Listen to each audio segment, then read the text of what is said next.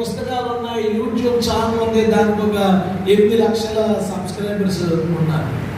వీళ్ళని చైనాలో వీళ్ళు చాలా అరాచకాలు చేస్తున్నారని చైనా నుంచి పంపిస్తే న్యూయార్క్ వెళ్ళి న్యూయార్క్లో 500 చర్చెస్ మార్చారు. 500 చర్చిల్లో, న్యూయార్క్లో 500 చర్చెస్లో ఈమెను యేసుక్రీస్తు నమ్ముతున్నారు. వాళ్ళ బైబిల్స్ ఎంత ఆశ్చర్యం! అంటే ఎలాంటి కాలంలో మనం ఉన్నామో చూడండి.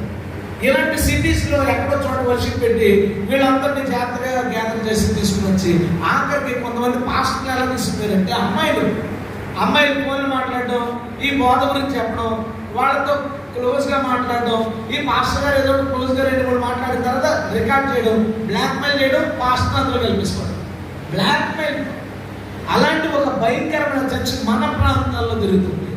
దీన్ని విషయంలో చాలా ఆల్మైటీ గాడ్ మినిస్ట్రీ అంటారు. వీళ్ళని దేవుడు ఆల్మైటీ గాడ్గా ఒక స్త్రీగా వచ్చారు. నేను సింపుల్గా చైనా క్రీస్తు అని చెప్పుకుంటా. ఇది ఒక భయంకరమైన వాళ్ళు చాలా జాగ్రత్త. సెకండ్, మీ మొబైల్స్కే వస్తుంటుంది ఏంటంటే ప్రకటన గ్రంథం గురించి చెప్తాం, ప్రకటన గ్రంథం గురించి స్పెషల్గా క్లాసులు నిర్వహిస్తాం అనే ఒక బ్యాచ్ ఉంది. అది కొరియాదే.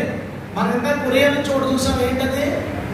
World mission society. అమ్మ జాంగిల్గా అంటారు, తల్లి పేరు బాగుంది, అమ్మను మానవుడు పెడుతున్నారు జాంగిల్గా. అది కొరియా, సౌత్ కొరియా నుంచి వచ్చిన ఇంకొక ఒక భయంకరమైన బోధ ఇది.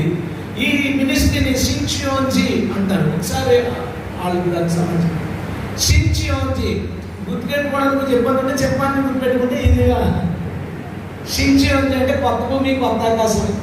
ఈయన దాని వ్యవస్థాపకుడు మాంగ్ హీ లీ. ఈయన పేరు చైర్మన్ లీ అని కూడా అంటారు. 92 years అతనికి. ఇదిగోండి ఈయన షించియోంజీ అంటే అర్థం ఏంటంటే కొత్త భూమి కొత్త ఆకాశం. మళ్ళీ స్పెషల్గా ఒక కొత్త భూమి కొత్త ఆకాశం అనేది ఏమి ఉండదు. మనమే కొత్త భూమి కొత్త ఆకాశం కింద అయిపోతాం అనేది వెళ్ళిపోతాం. అలా అవ్వాలంటే ప్రకటన గ్రంథం అర్థం అవ్వాలంట. వీళ్ళు పెట్టుకునే ఒక మెయిన్ టార్గెట్, వాళ్ళు జనాన్ని ఎలాగ క్యాప్చర్ చేస్తారంటే 8 నెలల కోర్సు ఉంటుంది. 8 నెలల కోర్సు. 8 నెలల కోర్సులో ప్రకటన గ్రంథం గురించి మీకు క్లియర్గా చెప్తా ఉంటారు. ప్రకటన గ్రంథం అనగానే మనకు ఒక అట్రాక్షన్ ఉంటుంది, ఒక ఇంట్రెస్ట్ ఉంటుంది. ఎందుకు అంటే ప్రకటన గురించి ఒక్కొక్కరు ఒకలా చెప్తారు. ఇతను చెప్పే లాజిక్ ఏంటంటే ప్రకటన గ్రంథం ఈ